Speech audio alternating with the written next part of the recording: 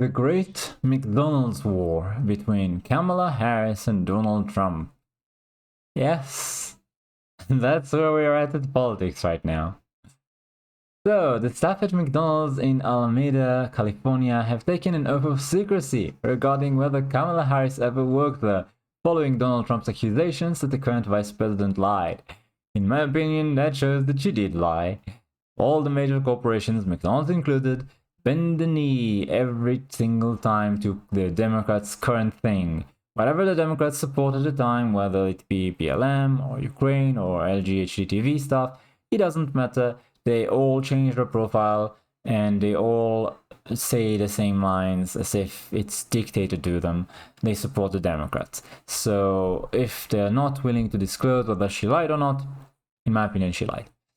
Harris has often spoken about her previous employment with the fast food chain in the 1980s while attending university, stating that her experiences there inspired her to support working families.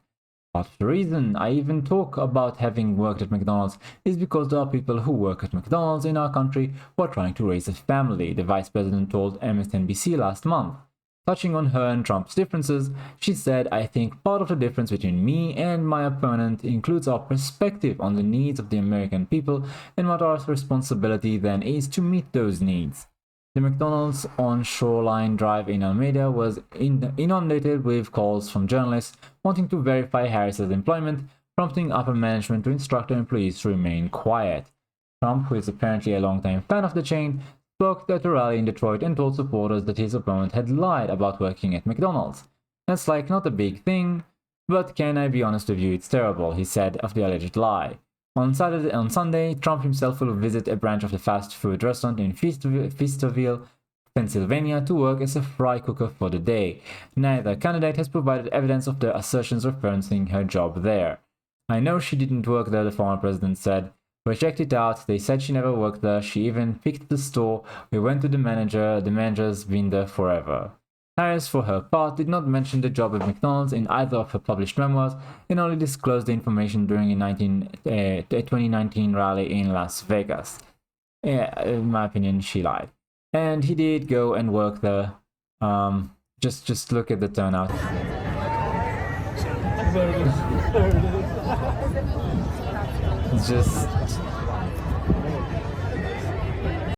It's amazing. Wherever Trump goes, the crowds follow. And MSNBC reacted to this in their typical fashion. I mean, if you're on his campaign, and I know you are certainly not, I'm not making any implication of that, but what is the logic behind this, going to a McDonald's? I mean, we know the guy likes Big Macs and filet of fish, and he's used the word love to describe the way he feels about the food there before. But what's this about? There's no logic to it. It's a stunt. He has not put forth an economic agenda. He, as you know, appears to be not well, and he's engaged in some really bizarre types of activities during this campaign. Yes. MSNBC lying through their teeth, as usual. So they're saying it's a stunt and it's illogical. It's obviously to sting Kamala Harris for lying about it. Also, to stage a photo op and appear, likable and the same as everyday Americans, and it works because we know that he actually eats the same food as us, as opposed to you guys when you stage a photo op trying to drink a beer and appear completely stilted and robotic as though it's the first time you've done that in your life. The second thing they're saying is that he's unwell. Basically, they're just trying to project the Biden thing on Trump. They've been doing that forever. It never worked. Recently, they tried lying that Trump was standing there unresponsive for 30 minutes in a rally, when in fact it was there were two medical emergencies in the crowd, and Trump said, "Let's put some music and wait for them," and that's what they did. They basically cut the time where he says that and made it appear as though when he was supposed to answer questions, he just stands there for half an hour unresponsive. They are obviously lying. They are editing footage. Do you remember the cheap fakes thing, where basically people made videos about, hey, here is an unedited video of Joe Biden just standing there unresponsive? and they just called it a cheap fake. Why? Because it sounds a bit like deep fake, and it's not the same thing, so they can't be said to be lying. Right? They're not accusing you of manipulating the footage, they're accusing you of lying in some nebulous way. So essentially, when you show proof that their candidate is unfirm, that's a cheap fake. When they edit the footage maliciously to try and make it out as if your candidate is infirm, well, that's fine. Let's repeat the lie forever until people start believing it. Okay. Finally, what's the other strange stunts that Trump did during his campaign? I mean, you just made a point that he keeps doing strange stunts. What are they? I've never seen a single one. Interesting. Unless you're referring to actually having an audience when he's talking in a rally, which I know is strange for the Democrats. You haven't had that, since Obama. But actually popular candidates do have an audience willingly come to their rallies. Shock, I know. So this is just another one of those stunts that he will continue on through the campaign. And I think that we need to really focus on making sure that he is not elected, of course, because he is a threat to our democracy, but also the Harris loss agenda is about the economy, reducing the cost of living, reducing the cost of prescription drugs, reducing the cost of housing, and making life better for everyone. And that's what we have to focus on. Ah, yes. So, Trump doesn't have an economic plan. Wrong, you can go to his website. He does have one, and it's much better articulated than the Kamala Harris one, which, in fact, has only recently even been uploaded. She went for months longer than literally every other presidential candidate in history, just keeping all of her positions hidden, having literally nothing on her website, and I made videos about that like a couple of weeks back. Meanwhile, Trump had all of the positions that you'd expect, and again, a lot more clarity and detail with Trump than with Kamala Harris. Also, the idea that Kamala Harris has a better economic plan when under the Biden-Harris regime, things were much, much worse economically than under Trump. And I'm talking globally. Like America, when America sneezes, the entire world catches a cold. Economically, that's true. And we can definitely feel the difference. We definitely want Trump back. Also, just the idea that she's going to reduce the price of prescription drugs. Didn't Trump do that? Wait, reduce the price of housing? I do believe that you're trying to, claim to be for all the things that your opponent is doing instead. Didn't she at some point even claim she'll build the wall, which is like a Trump policy too? Never mind, the Democrats do it all the time. I remember Biden claiming that Trump is going to be soft on China and he'll be tougher, when Trump literally made it his campaign thing to basically bash China and claim that America needs to become more independent when it comes to production from China. He made that point a lot when during the pandemic, basic stuff like masks, which is produced in China, they were produced for America. America paid for it, and then China is just, no, we're keeping it because we need them.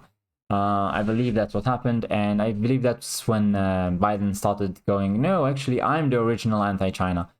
Yeah, right. So projection and stolen valor are the order of the day if you're a Democrat. Kamala Harris has recently been caught plagiarizing in her book multiple times, as far as I understood. And Tim Walz with his stolen valor, I believe, claiming to be an Afghanistan vet when he was in Italy, in fact. Just, it's laughable. Projection and stolen valor are all they know, and then they call you weird when you notice. That's it. They basically have like kind of a mean high school girl vibe going on. That's basically the extent of their political skill. So, Trump, why did he do it? I've now worked for 15 minutes more than Kamala at McDonald's. Yeah, that's basically it. They're happy because they want hope. They need hope. And that's what we're doing. That's what we're going to give much more than hope. What does working the fryer tell you about the people of Pennsylvania? Make it fact.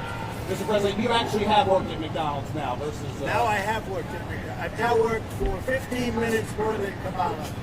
So, obviously it's a photo op. He's trying to sting his opponent for lying. And he succeeded. He got a large crowd going on there.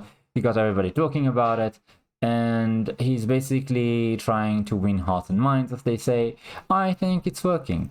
Unless, of course, you have Trump derangement syndrome, in which case nothing will help. I'm sorry. It's just incurable as far as I can see.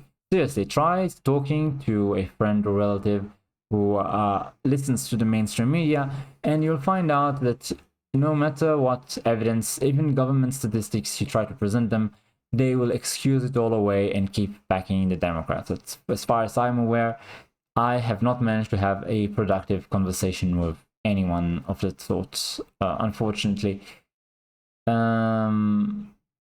They just, I think they've been told day in and day out, Trump bad, Republican bad. They also have like the historical weight behind them. When I was, left wing, I honestly believed that all of the bad guys in recent history were right wing. The fascists, the 1930 Germans, the Klan in America. I believe they were all right wing, and turns out that the Klan was actually Democrats. The fascists were, the offshoot of socialism, and same for the 1930 Democrats. I also was never told about all of the over 100 million people who disappeared off the face of the planet, let's say, due to communism in China and Soviet Russia. So I was taught a very distorted view of history that kind of prejudiced me against the right. And I think most of the people who do vote for the left would know the same distorted history. And they've been told, like I said, day in, day out, things like Trump is unwell, Trump is weird, Trump is an extremist, he's going to take away your rights. They have this dual story, right, going on, where basically he's an evil mastermind who's going to take away your rights and become a dictator, but he's also infirm and incompetent. I'm not sure how the two can coexist at the same time. Oh yeah, and he's definitely going to remain as dictator for life, despite the fact that he was already elected and ousted democratically. But last time there was January 6th, where people basically entered through the doors opened by the cops and then took basically a guided tour by a couple of boomers that are unarmed in the Capitol building. Therefore, democracy is in danger or something? I don't know.